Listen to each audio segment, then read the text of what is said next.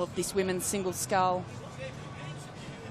And we saw Sunita Prispura from Ireland putting on her World Rowing T-shirt then underneath her Irish rowing suit. But the woman to watch, I think, is the Swiss in lane 4, the winner of World Cup 3 in Lucerne, Janine Gemelin. So there's the Kiwi, the 23-year-old Hannah Osborne. Great sculling squad. Of course, we've seen Donoghue and Lowe win the women's doubles already. Sunita Prispura, the sculler from Old Collegians, 35 years of age. Magdalena Lobnig, one of the form scullers here. She just crushed everyone in her opening heat, and the Austrian has been in the best of form this season. Janine Gemelin had to miss the Europeans and the second World Cup with injury, but on form. Felice Muller, 27-year-old American from University of Michigan, originally hails from Cleveland, Ohio.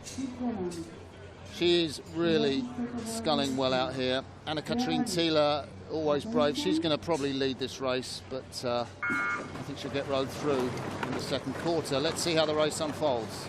We're away here in a very fast start. As you picked it, Martin, from Anna-Katrine Thiele out here on lane 6 closest to us, and the woman in the middle, Magdalena Lobnig from Austria.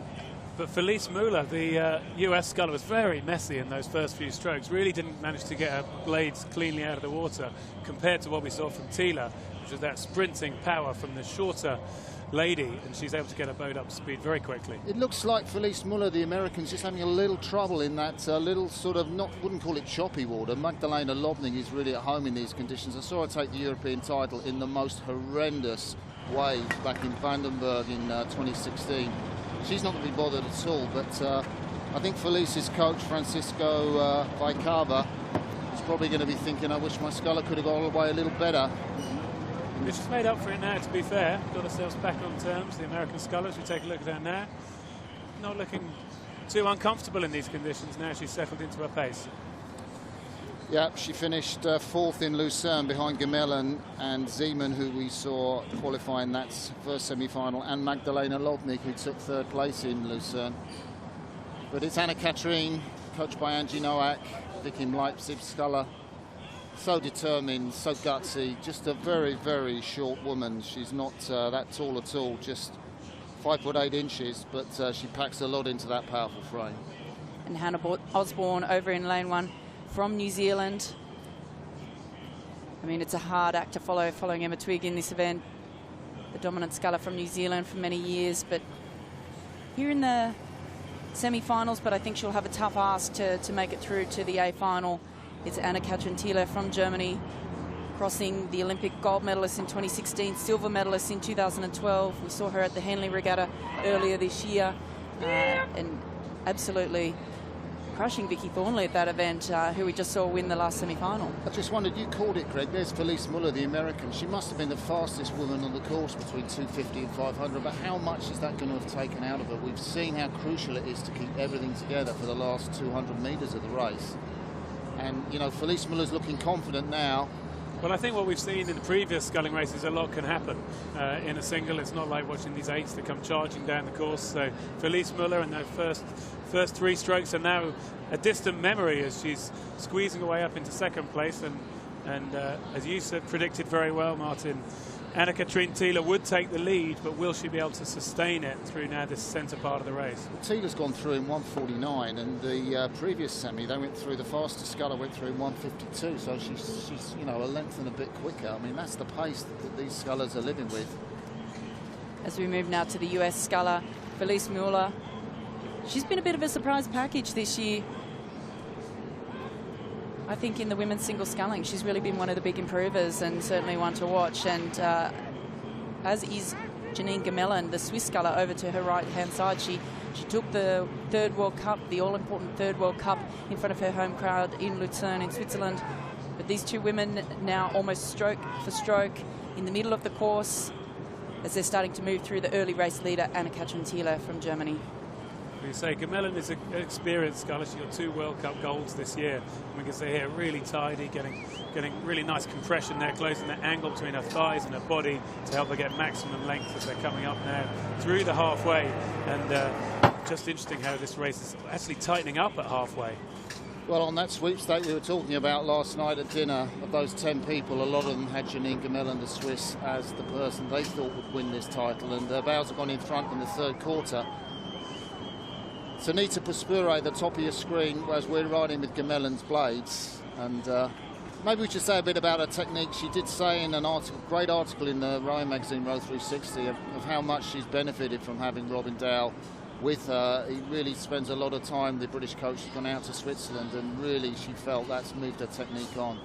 Yeah, and this is a big step here from Gemellen. She can see Sunita Puspure off in lane 2 to her right-hand side making a push, and it looks as though Gemellen has decided to make the move, and she's starting to push ahead as Puspure is pushing up on her. This is going to get very tight in this third quarter of the race. It's a big move from Puspure, who's come in here in this third quarter. The third quarter, how important that is. We saw it from Carling Zeeman in lane 2. Now we're seeing it from Puspure in lane 2, making this big move and getting into these qualifying positions. Haven't seen this from Puspure this year. She's sculling out of her skin. Don McLachlan, her coach, is going to be so pleased. But the Irish are on fire here. We've seen Paul O'Donovan in the men's single sculls. We're going to see the two men from Skibbereen later on this morning in the final of the lightweight men's pairs, favourites for gold.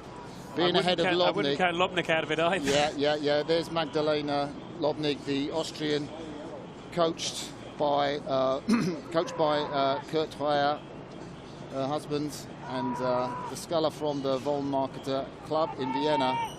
Well, she's got a lot of work to do. Puspure has made a move, but is it over yet, the story of this race? It's certainly not over yet. There's so much more to go here. We've still got 600 metres, and I still think anything could happen in this one.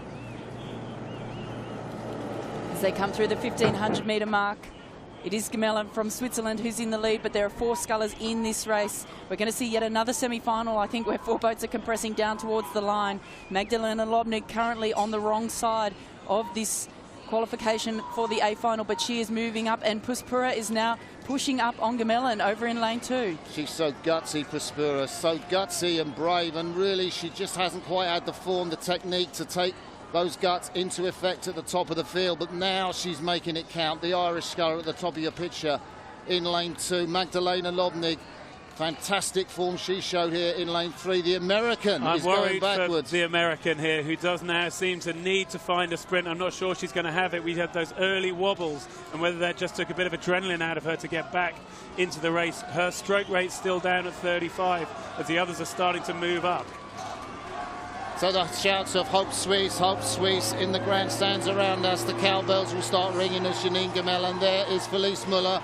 She is really trying to find something special in the last 200 metres.